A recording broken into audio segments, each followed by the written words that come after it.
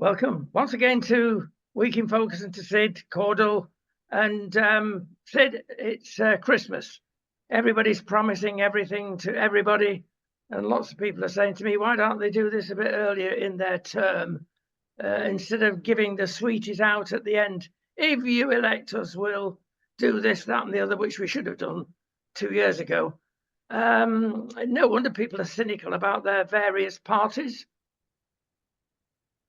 Well, yes, and I think, frankly, that the stuff that we're being promised is largely nonsense. In general, you see, if you just take, for instance, the promise from the Labour Party, we're going to put VAT on private school fees.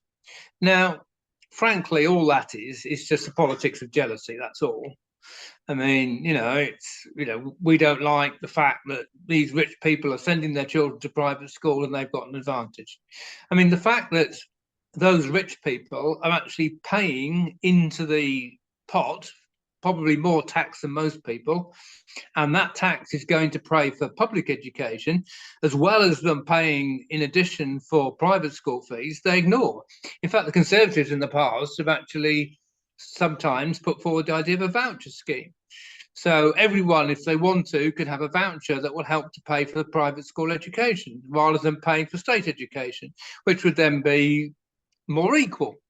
But actually, at the moment, they're paying for state education and they're paying for private education. But on top of that, we're going to charge them more tax for sending their children to private school. But of course, what they've forgotten is the fact that this will mean that there'll be a fair number of people that literally won't be able to afford private education anymore if you put the price up by 20%, which is basically what happens. So that will be an extra burden on the state because those people will be transferred back to the state. And they say they're going to raise 4 billion. They're not going to raise 4 billion. And because of the numbers that will transfer back to state education. And then today they've announced that on top of paying for extra 6,000 teachers, which they won't have the money for, this VAT on private school fees will also pay for clubs in schools so that every school can have a nursery and every school can have a breakfast club so that particularly single mothers or any parents that may be working can send their children to the breakfast club and then go off to work and pick them up when they come home from work, and the children will be cared for by the state. That's just the latest proposal from the Labour Party today. But frankly, that's something that they've been putting forward for a long time. But what's so stupid is the fact that they say this is also going to be paid for from putting VAT on private school fees. It's nonsense. They're not going to raise the money. So I find it very frustrating that these promises are being made. They say, oh, they're costed, but they're not really costed. I mean, but we're still to wait to have a look at the details of exactly what's in the various manifestos. But what we've highlighted, which is, the cost of quangos, is if they could only get to grips with this simple fact that quangos cost 90 billion in 2010, the latest figures, they've gone up to 265 billion. That's a rise of 100 billion in real terms. Let's get rid of a lot of these quangos. By the way, I've actually looked now and seen exactly what they are. And I've actually seen the 27 health quangos, the 12 education quangos, and not one of the 27 health quangos. I mean, for instance, things like the Care Quality Commission or the National Embryo Authority, and we go on and on and on with all these quangos. Not one of them treats a single patient in the health service. And the 12 education quangos, the Teachers Regulatory Authority and the National Standards Authority, and you go on and on and on with all these education quangos, not one of them teaches a single child in school, but they cost billions and billions. That's what they need to get to grips with. But of course, the Labour Party aren't going to get to grips with that. They're going to do the opposite. They've decided they're going to set up a new quango to deal with the problem of immigration. I mean, they're not going to pass any laws. They're not going to actually get the police to do anything. They're going to have a new quango, a new immigration authority, as if that's going to solve anything. I mean, it's just utter madness and an utter waste of money. That's what they need to get to grips with. It is indeed, and it makes me mad. One or two things that are coming out over the weekend, which are akin to this, Sid. There was an interview with Emily Thornberry, of course, who's not the kindest person on this earth when she does interviews, and she was backing it up like mad. The state should rule your lives, basically, is what she was saying. And that's what it's all about from the socialist point of view. They know better than we do. And Sid, I've been very unpopular when I mentioned the subject, but I will mention it again. And I have at least one person that is actually on my side. Lo and behold, watching some TV late at night on GB News, they have a comedians program that discusses the papers. And there's usually a lefty and a righty there. Well, the lefty's gone up, in my opinion, tremendously. He said, I know this is not popular and I won't be popular, but all these parties giving these goodies away to keep mothers from looking after their children is getting ridiculous.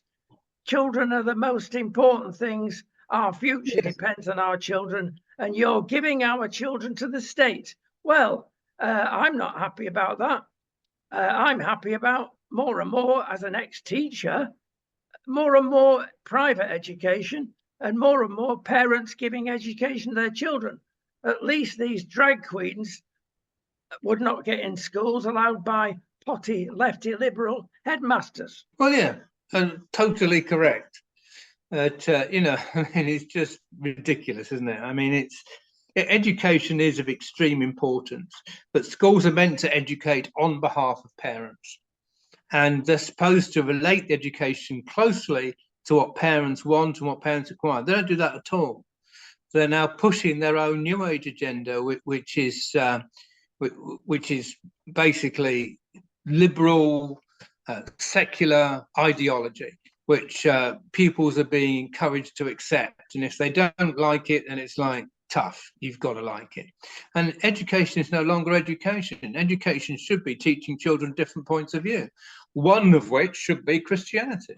So children should at least be told, for instance, that you have a right, if you wish, to save yourself until you get married and only have sex with your husband and wife within marriage.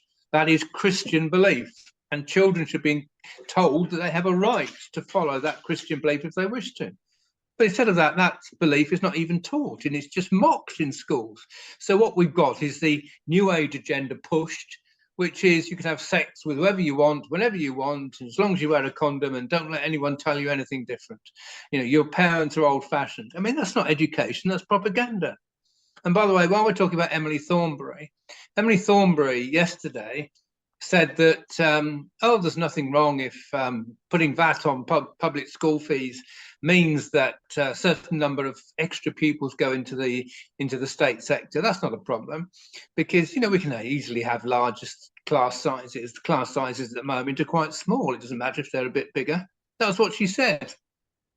But the education spokesman for Labour contradicted her, and the education spokesman for Labour said, oh, there's plenty of space in schools. There's no problem because we've got declining birth rates. So there won't be larger class sizes. But actually, the declining birth rates only affect people being born now who are going to be coming into school in the next few years. It doesn't affect those already in school. I mean, already, you know, schools don't have a lot of spare capacity in every classroom. It's just complete and utter nonsense. So basically, they're making up policy on the hoof. They don't even know what the policy is, and the policy won't work. I mean, you know, that's basically what we've got from the Labour Party. It's truly frightening. I was listening to Liz Kendall, Shadow for Labour and Pensions, and it's frightening. She started off the conversation by saying the national insurance contributions were funding the pensions. Well, that's totally untrue. If she doesn't know the basics, and she is going to be supposedly a minister in the new Labour Party. The mind boggles. They don't know what they're doing. There's too many lightweights around in all parties, Sid, but especially the Labour Party. Well, in theory, National Insurance Contribution Fund pensions, the problem is there's no pension pot. So, which Well, there's no interesting pension enough, funding, is there, as she was saying? there's no pension funding. Yeah, there's no pension pot. Which, interesting enough, some years back, Peter Lilly was actually saying, as a pensions minister, we ought to set up a pensions pot and actually ought to start to try and develop a situation where we start investing people's national insurance contributions so that they can be invested for when they retire. But he was only putting that forward up to the 1997 election. Of course, the Conservatives lost that election, so there was never a pension pot created. So what actually happens is that national insurance contributions today fund today's pensioners, and it just goes into general taxation, frankly. So I mean, there's no ring-fenced pot, and this is for pensions. National insurance contributions just go into general taxation, and pensions just paid out of general taxation. I mean, that's the reality of it. It may sound from today's conversations that we're very anti-Labour. Well, I think the truth is that we're anti most things at the moment, but it's our duty to inform the public what will happen when and if, probably when, Labour get into power, because I don't think the truth is being told. It's much worse than even the Tories dare to say. Lots of things that we're going to hit on today, simple things for a start, regarding ECHR. Now, it's clear, well, semi-clear. Rishi said if they start interfering again, we're definitely out of ECHR. Now, that's cheap talk, because he's probably definitely out of prime ministership, even if he gets back in power. But at least he said we will get out. Well, Sir Keir Starmer is what we're going to get. Do we deserve him? Let's take his stance, because a lot of people don't realise that for 4 years, and then for another 4 years, he was backing Jeremy Corbyn up to the hilt. Jeremy Corbyn is a Trotskyite. So is Keir Starmer. Now, that is extreme, but he still has not denied it. Flip-flopping is also accused on various bases. He will say one thing and do another. Now, who knows what the real man is? Can you tell us? Well, I think we've got an indication from what happened when he was head of the Crown Prosecution Service, because he actually moved the Crown Prosecution Service from being an impartial body that looked impartially at cases that were brought to it by the police to being a campaigning body. And I think a classic example to me was when he was head of the Crown Prosecution Service, we had this edict sent out saying that we are not going to prosecute people that engage in minor offences that may contravene certain rules in relation to public acts of sexual acts, but we are going to prosecute heavily any hate speech. That's what he said. So you actually have a scenario, for instance, where somebody sees two homosexuals performing some lewd sexual act in a public toilet and phoning the police and saying, I've just seen two queers going at it at such and such and such and such place. And under Keir Starmer, the person who made the phone call would be prosecuted for hate speech, and the two men who were engaging in a lewd sexual act in a public toilet would not be prosecuted. Now, I think from that, when he's not in the public eye, when he's doing something which presumably he believes in, you get an idea what the real man believes. And I think another example, frankly, for me, was when he visited Jesus House in London, one of the largest churches in London, 3,000 members, apparently to look at their vaccination program, and because he was like, oh, what a wonderful vaccination program you've got underway. LGBT Labour said, this church opposes same-sex marriage, you shouldn't have gone there. And Keir Starmer immediately apologised and said, "Yes, you're right. I shouldn't have gone there. I'm very sorry. I didn't realise that was their position. I will not visit any such church again." So that gives you a clear idea what the beliefs of the man. We're not just talking about the Labour Party. We're talking about the beliefs of the man. He is thoroughly woke. He's thoroughly committed to the New Age liberal agenda. He's totally committed to banning conversion therapy, as they call it, but what is in reality preventing anyone with unwanted same-sex attraction or unwanted gender dysphoria from getting it help, and make it criminal for anyone to help somebody that wants help with those sort of positions. Now, he's totally committed to that. He's totally committed to assisted suicide.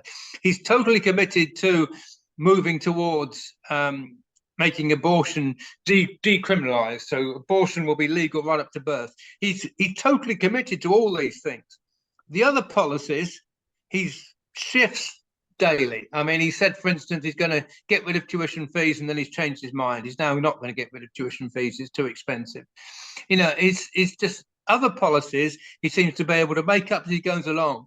But we do know exactly where he stands on all these social issues because he's proved it time and time again. This man is anti-Christian. I mean, he said that I'm an atheist. I mean, you know, so we know where he stands on moral issues. The other thing he stands for is climate change, don't most of them? He stands in favour of the WHO. There's a mega danger, only just been avoided in the last week. What they wanted to do for a time, it'll come back again. He's very pro the UN and all the nonsense that comes out from there. He's very pro the International Court of Justice. Basically, he's a lawyer at the highest level, and we have a real danger here. There is a philosophy, a war of philosophy going on at the moment in the back corridors, and that is, who actually rules us?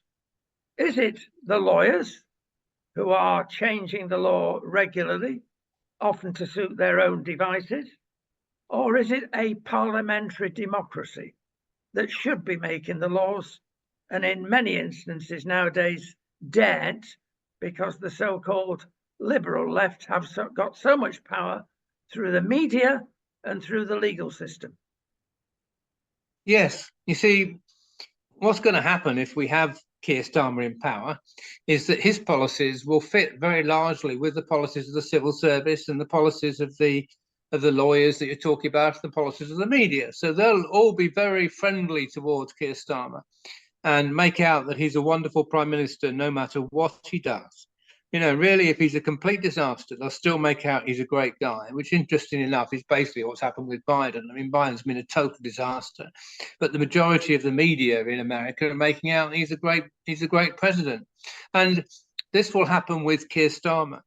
And then, if in a future election Keir Starmer is removed from office because he's actually performed very badly, the civil service and the media and all these institutional organizations will gang up against the new government that comes into power and try and stop them making any changes.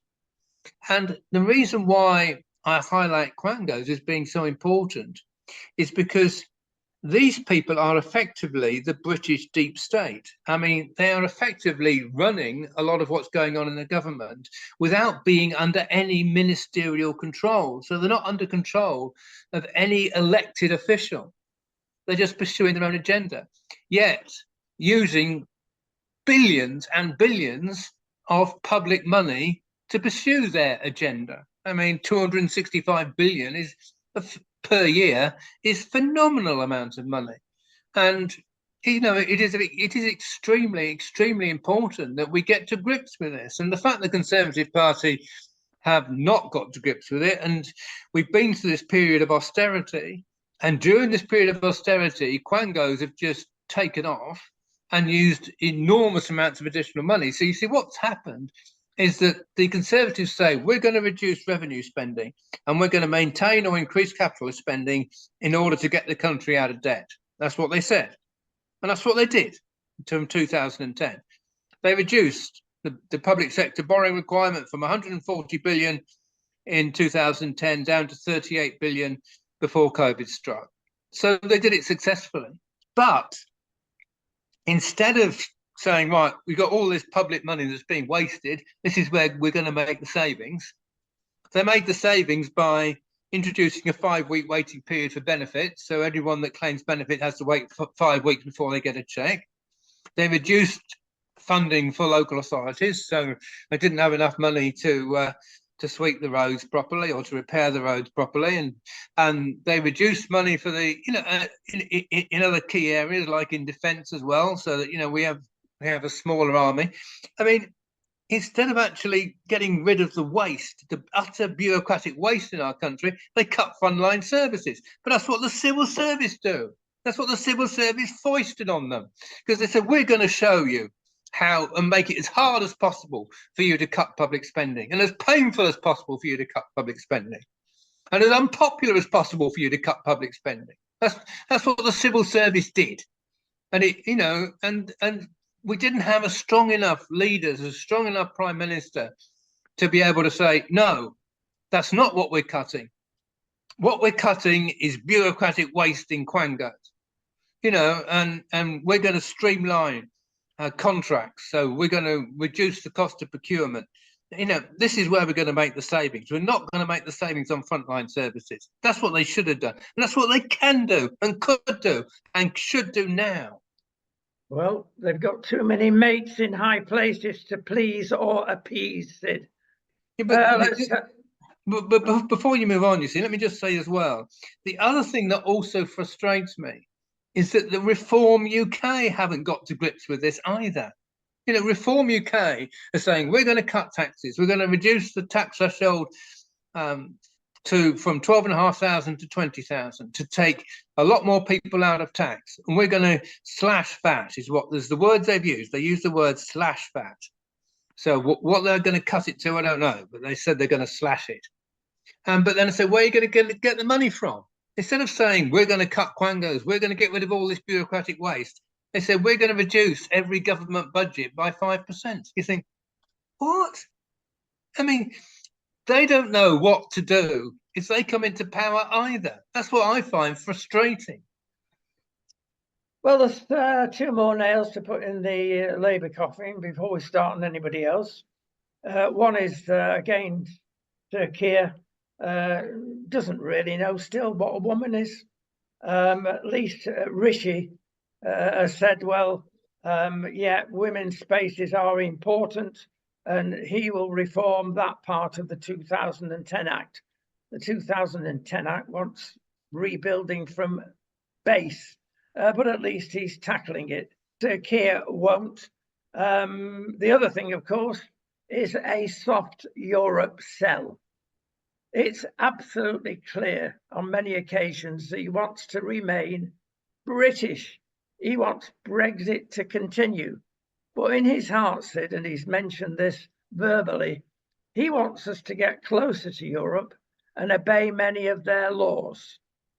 That's turning over Brexit, in my opinion. Well, yeah, totally. I mean, it's what Theresa May wanted, Brexit in name only. So he's probably going to, we're probably going to shadow the customs union and shadow all the EU laws.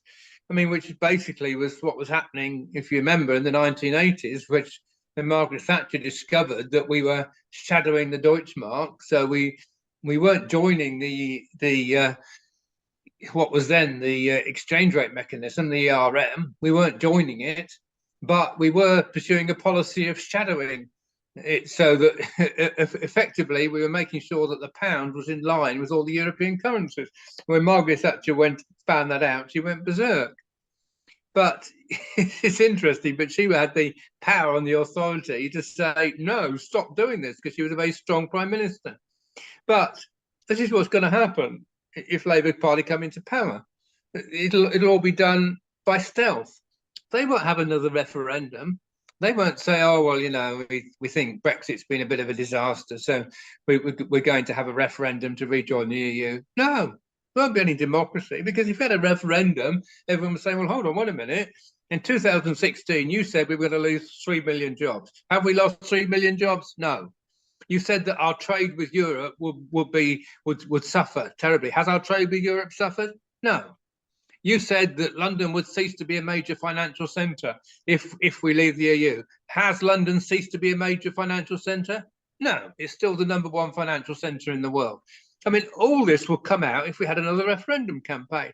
So they don't want another referendum campaign. They're just going to do it by stealth, and it's undemocratic. And before we hand over, I just want to say briefly, although there are aspects of the 2010 Equality Act which I don't like, it is also very useful for Christians, because the 2010 Equality Act does give a right to religious equality and religious freedom. And the reality is that every single Christian street preacher who's been arrested by the police for offending homosexuals has been acquitted in court because of the 2010 Equality Act. They have a right to their Christian beliefs and Christian point of view. The way society is going, I'm afraid, I think if the 2010 Equality Act were repealed, it would actually be worse for us rather than better. Interesting point. Let's go on to Russia and China and Iran, all pariah states causing havoc throughout the world. Appeasement, a la Biden, and by many other nations, does not seem to work. You've got a remedy, Sid? Well, when it comes to international diplomacy, what really matters is that we have principles which are applied fairly and reasonably across the board. And you see, it's interesting. I remember when Argentina invaded the Falklands, for instance, Margaret Thatcher said, we cannot allow one country to get away with invading another country and getting a benefit out of it. Now, that's the principle which should be applied to Ukraine. The principle is Russia has invaded Ukraine totally without reason. I mean, they're trying to claim that, oh, NATO was a threat. NATO was never a threat. It's nonsense. They had no reason to invade Ukraine, and they cannot be allowed to win that war. Now, if only the West had taken that principled position from the start, we would be in a much better place. And quite honestly, I think if Trump had been in the White House, everything would have been very, very different, because according to Trump, Putin actually told him when he was president of the United States that he wanted Ukraine. And Trump said that his response was, well, I think you've got some nice buildings in Russia, haven't you? You know, said, well, you know, if you start invading other countries, then they're all going to disappear. And that was his response. I mean, and it's like, oh, you mean America's going to start firing missiles at Russia if I attack Ukraine? Oh, well, I won't do it then. I mean, basically, it's what happened. And he wasn't going to do it if Trump was in the White House. When Biden came into the White House, I mean, Biden was, for a start, was blaming Putin for helping Trump, which was just a complete lie. So they were just using Russia, and Putin knew it was a lie. As far as Putin was concerned, Biden was a joke from the word go, had no credibility, and he could just twist him around his little finger. And that's basically what happened. If you remember, when Russia first invaded Ukraine, Biden's response was, to Zelensky, oh, I'll help you get out. I'll help you get out of the country.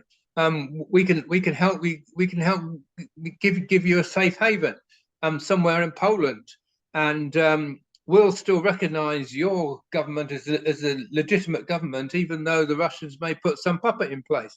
That was his initial response. It was only Boris Johnson who actually said, no, I'm going to help Zelensky, and you know, we're not going to let Russia win this war. That's why, incidentally, that Russia's so angry with Britain, because we actually went in there first when America basically capitulated.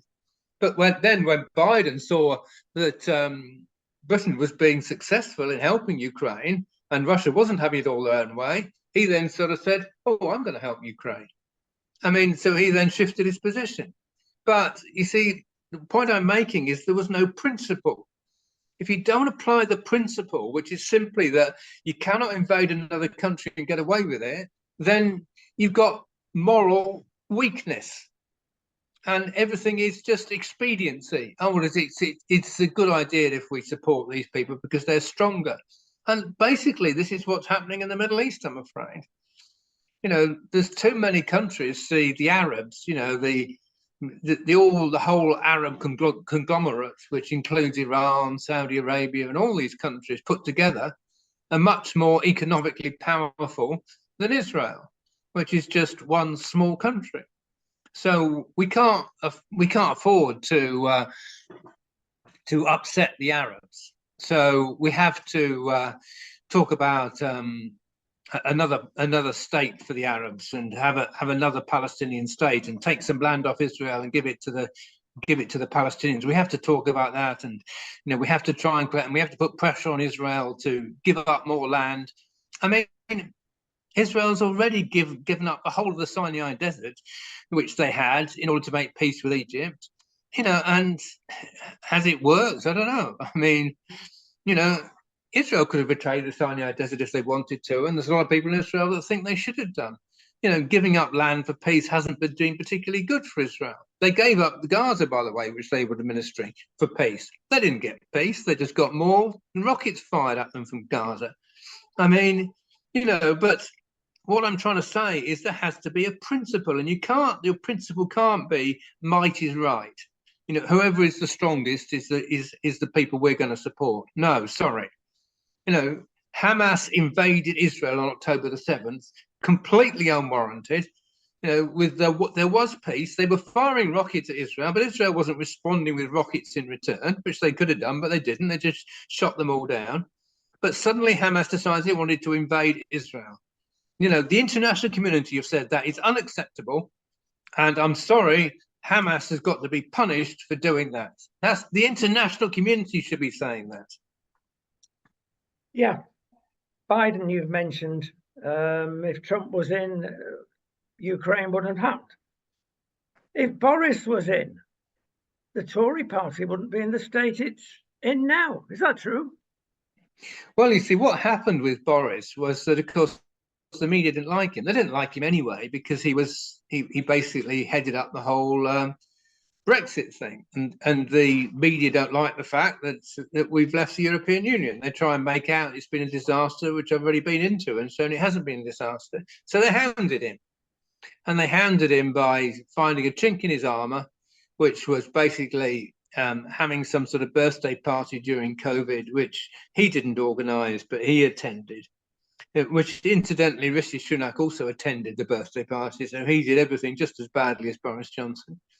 But they thought that was a chink in his armour and something they could attack, so they absolutely went for him. And going for him, they managed to create enough unrest within the Conservative ranks so that enough Conservative MPs said, we've got to have a change of leader because Boris Johnson's credibility is shattered. And they decided to have a change of leader. They elected Liz Truss, well, Liz Truss proved to be economically illiterate, I'm afraid is the best way of putting it. But the media also hated her as well. So basically, Rishi Sunak came in even though he wasn't elected. But you see, I think the man in the street looks at that and thinks, this man's not been elected. You know, he's not the person that we wanted to run the country. The Conservative MPs have ditched their leader who we elected, and they've got no right to do it. So we're going to punish them for doing it. And there's enormous number of Conservative workers, you know, people in the street that go and put leaflets through the doors and knock on doors and so on and so forth, and pay into the Conservative Party as well. These sort of people, you know, feel very badly let down by the way their elected leader was just removed by Conservative MPs. And a lot of them were saying, I'm not very Conservative anymore. So there will be a lot of people that have always voted Conservative that will this year be voting for the reform, I'm afraid. That's the reality of it because of the way Boris Johnson was ditched.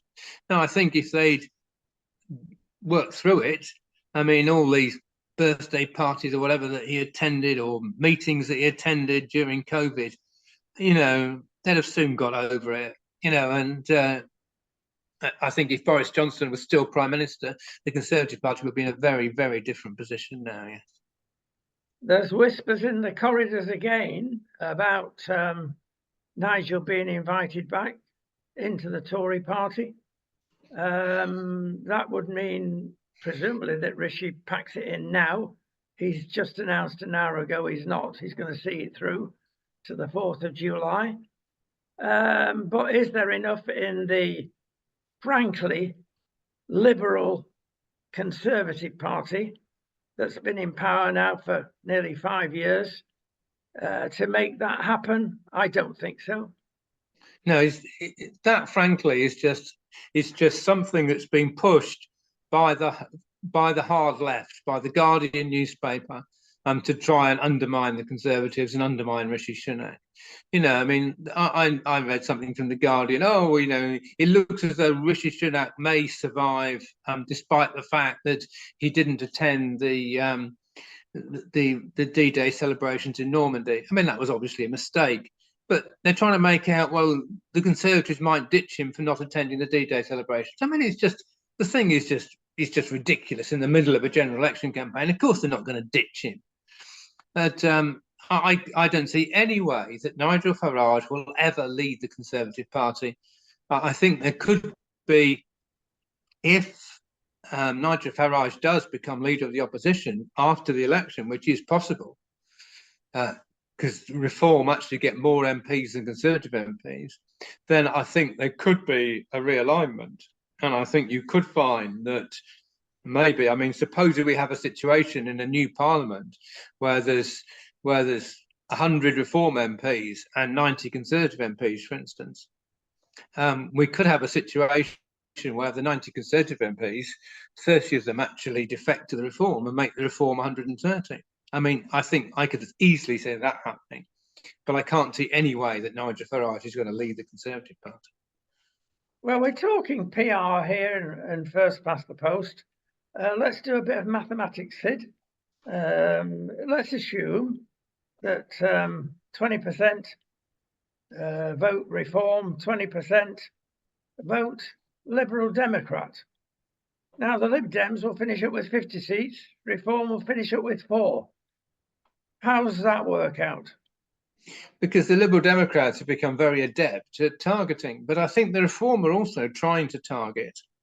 But the Liberal Democrats have also got an agreement with the Labour Party in this election as to which seats they're going to target. So there's certain seats that the Lib Dems are targeting, and they're putting a lot of effort and work into those seats. We'll be putting a lot of leaflets through the doors, a lot of canvassing, and hoping to win those seats from the Conservatives. And there's other seats that they'll just be leaving to the Labour Party. They won't be campaigning in those seats at all. That's why they've done so well. Now, there's no agreement between Reform and the Conservatives as to which seats they're going to target. I don't think they've got anywhere near to making an agreement. It could happen in future. I mean, in a future election, if we have a Labour victory this time round, and you know, we have a situation where Reformed and the Conservatives are both very strong in Parliament, we could well have a situation in future where the Reform actually tell the Conservatives which seats they want to target, and the Conservatives agree that they can target those seats, still having candidates, but allowing them to do all the work in those seats. But I have seen evidence, certainly this time round as well, that there are seats that Reform is targeting and trying to win.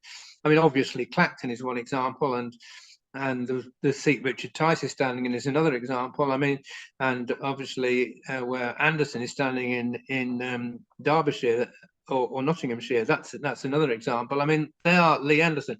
I mean, there are examples of seats that they're targeting, and yeah, I think over time they'll become better and better at targeting. Let's move on to the great debate of 7. A lot of people are saying and observing post-debate. Number one, what on earth were the SNP doing there? What on earth were the Plaid Cymru doing there? We can't vote for them. Why were they appearing? It was clearly obvious that there were far too many candidates there. some people was questioning Nigel's appearance, struck as an outlier, of course, physically at the end of the line. The other comments, of course, were why were Mother's Army, Penny Mordaunt, and scumbag Angela put next to each other? Well, I think that actually worked quite well. I do agree with you as regards the SNP and Plaid Cymru, because the logic of it is that they should have Northern Ireland there as well. And because if they're going to have, people from Wales and Scotland, they should have people from Ireland too. But of course, you see, the reason they don't have people from Ireland there is because if they have the DUP will be taking a different point of view, which is more pro-conservative, pro-reform, against the whole New Age agenda, against the whole climate agenda, probably, and more anti-EU. It's their policies, they're not policies which the BBC favours, so they don't want them there. And that, frankly, is just nonsense. You're quite right. None of them should be there. They should have a debate in Scotland for the Scottish MPs. They should have a debate in Wales for the Welsh, and they should have a debate in Ireland for the Irish. That's the reality of it. And in that debate, there should have just been 5. But I don't think there's any problem with Farage being at the end. I think he still won the debate wherever he stood, frankly. And I think having Mordaunt and Rayner next to each other actually probably worked quite well. So I don't know. I think it was a reasonably good debate, but I think Penny Mordaunt was rather too, I don't know. It's interesting, you see, she kept pushing this thing about Labour raising taxes by 2,000 a year per person on average. And the moderator was saying, no, that's been disproved. It's not true. What you're saying is not true. So every time she said it, the moderator came back and said, no, that's not true. What you said is not true. But she just said it again. You see, I'll tell you what I think about that. You see, Keir Starmer's shown that he can change his policies at will. So even though he may have put forward policies in the past, which would involve an increase in tax of £2,000 per person, which is undoubtedly true, he can change his policies, which he has done on just about everything. And by the time his manifesto comes out, it won't be true. So you can't really push a policy that says Labour Party are bound to increase your taxes by 2,000 a year. All you can say is the implications of what you've said so far is that it will involve a tax rising of 2,000 a year, but we wait to see your manifesto. That's all you can say. So Penny Mordaunt saying what it will be, there will be a rise of 2,000 per person, there, is actually not correct, and she shouldn't have done that. Right, false promises. There you go. Surprise, surprise. We've mentioned the following on a number of occasions, Sid, the quality of our MPs, and I fear for this. The Lib Dems their leader is going down water slides. I don't know who his advisor is. Probably the same advisor as Rishi has, allegedly, to tell him to get out of Normandy and come back to have his picture taken. Now, when we rely on advisors, Sid, now the new generation advisors are with us. And some people are actually saying, well, Rishi has not got the descendants in our country, as many people have, going back through the generations, and he doesn't really understand. Therefore, his young advisors who are coming straight out of university and can only think World War II was in the 13th century, they cannot advise properly in all this. Not surprising Rishi went to ground yesterday. I don't blame him for that for 1 minute.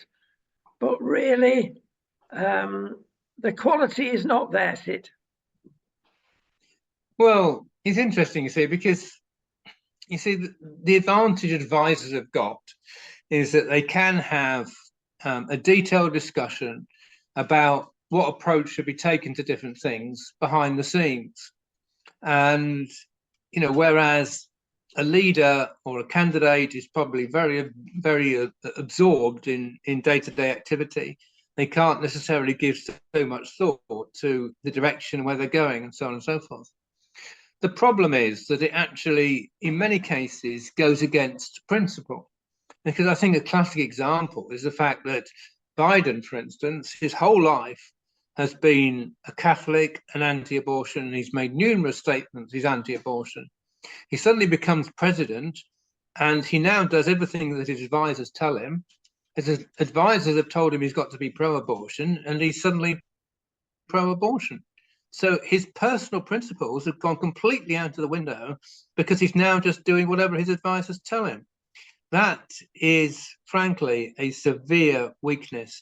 And I believe that could also have been a problem with Rishi Sunak, because probably his instincts would have been, I need to stay in Normandy. You know, I need to be there.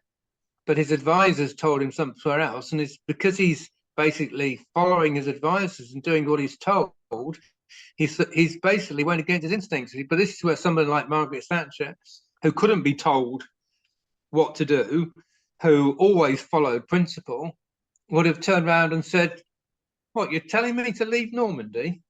No way. You mean Biden's going to be stood there with Macron and they're all going to be celebrating our heroes and I'm not going to be there? Is that what you're telling me? No. I mean, and any strong leader would have said that. I think Boris Johnson would have said that, frankly. There we go. We've said Sir Keir is flip-flopping, and we did mention some sins he's committed over the years. I want to very briefly go into a further list. Some we've mentioned, others we haven't. Recently, Sir Keir has said the future of Labour is to build on Corbynism. Now, he stated that recently. That's what we're going to get. Brexit, he won't try and change anything, as you've mentioned, but he will be cozying up. Then there's the gender fluidity bit. He still will carry on confusion about that. He's also in the past praised Extinction Rebellion quite a number of times, and they're still causing havoc, and they're not getting the justice they deserve. He's even been pro-cannabis, probably still is. He's certainly pro-immigration, not being specific. He's keeping a lot back on that basis.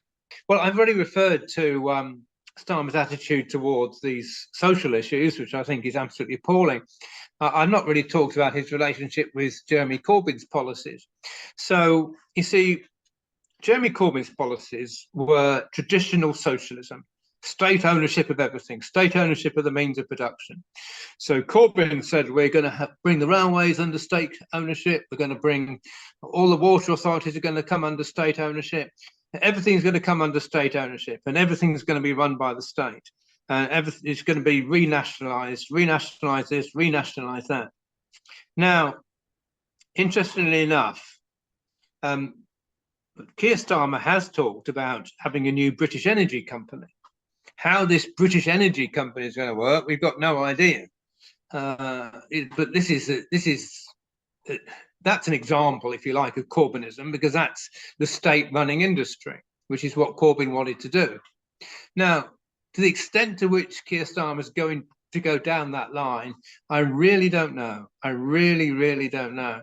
I mean, I think the reason why he's completely dissociated himself from Jeremy Corbyn was Corbyn's unpopularity, particularly in relation to anti-Semitism, because, of course, Corbyn called Hamas his friends, and he was always been rabidly pro-Palestinian and rabidly anti-Israel.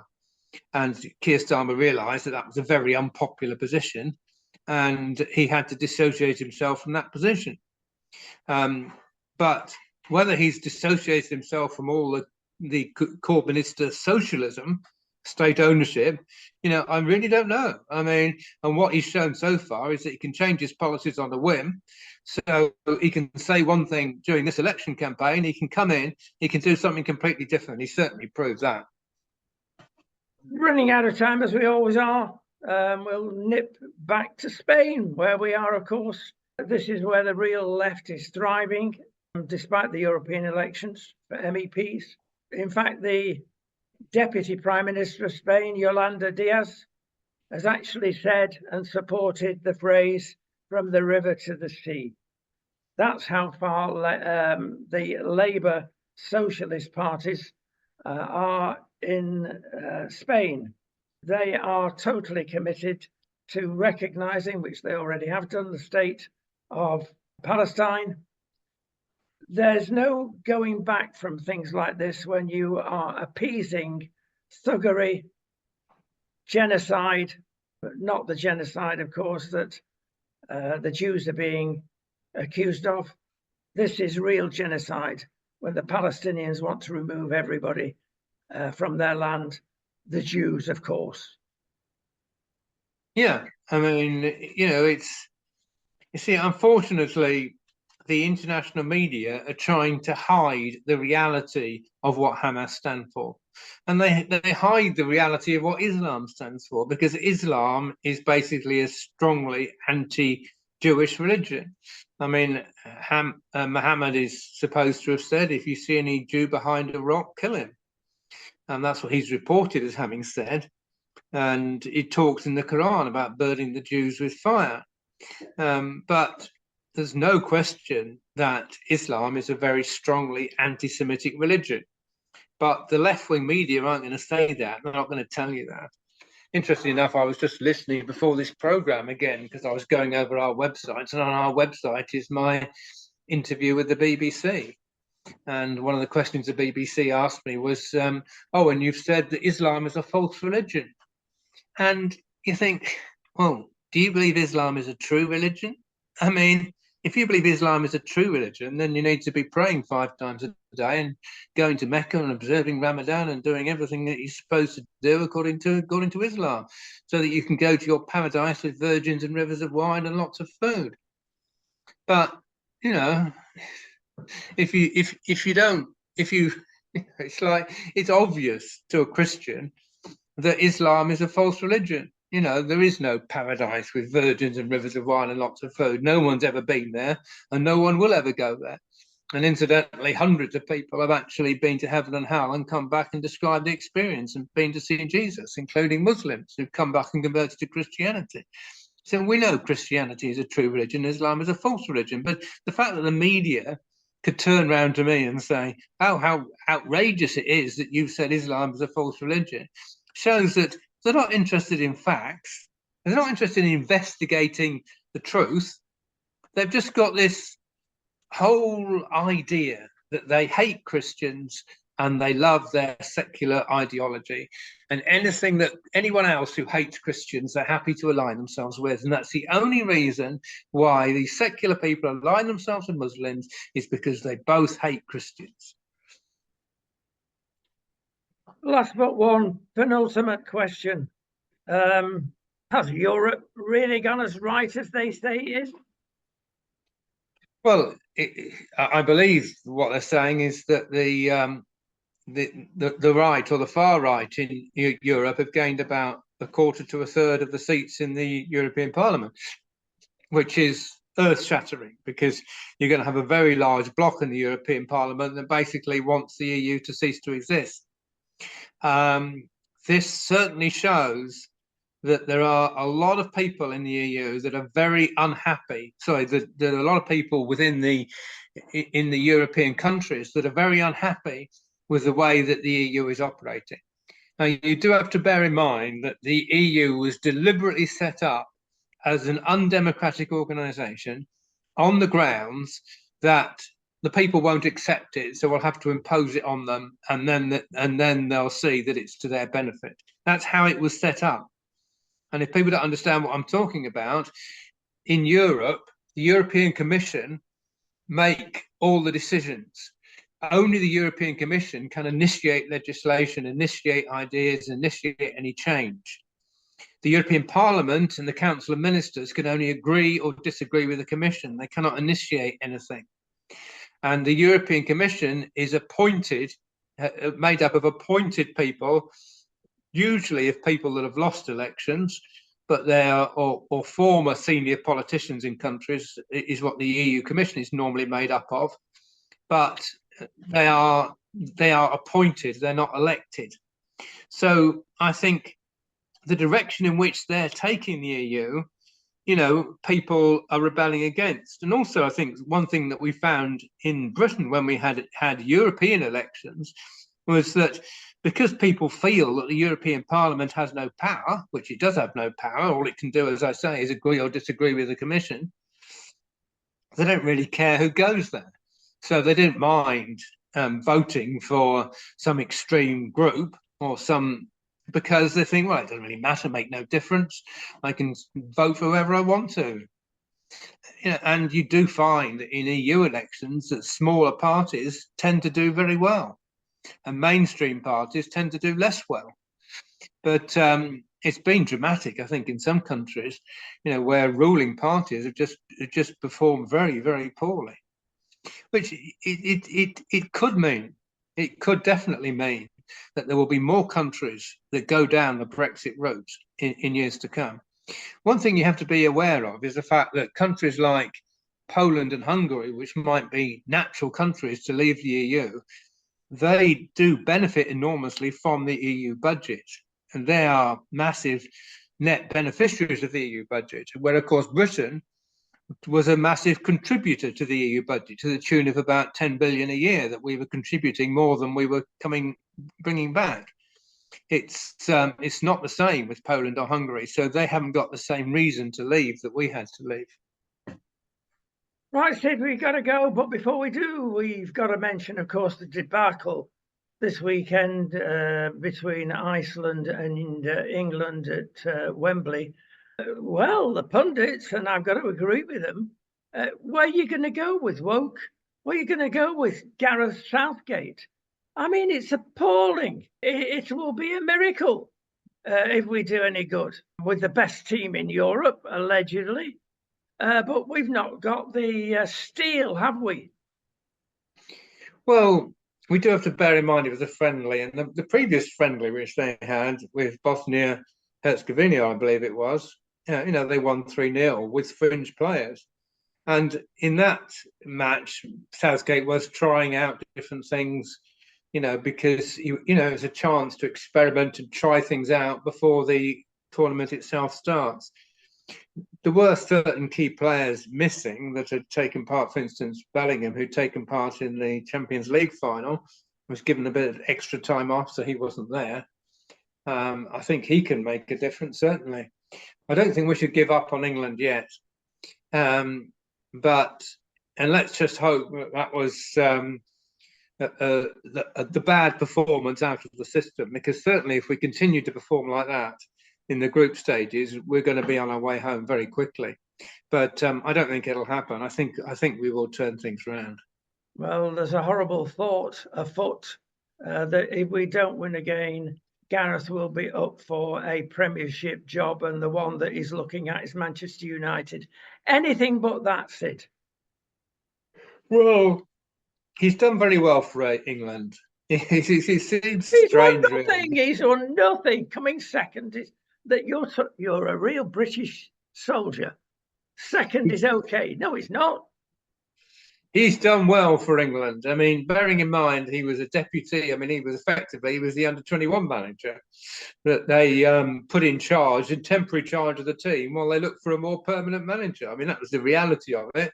But he did so well, they just left him in charge. And, you know, winning these tournaments is not easy. I mean, only once in our history have we actually won the World Cup. You know, and Bobby Robson was a fantastic manager for England, you know, and we got to the semi-final. You know, we had a great team, you know, and, you know, but actually going from the semi-final to winning is not easy.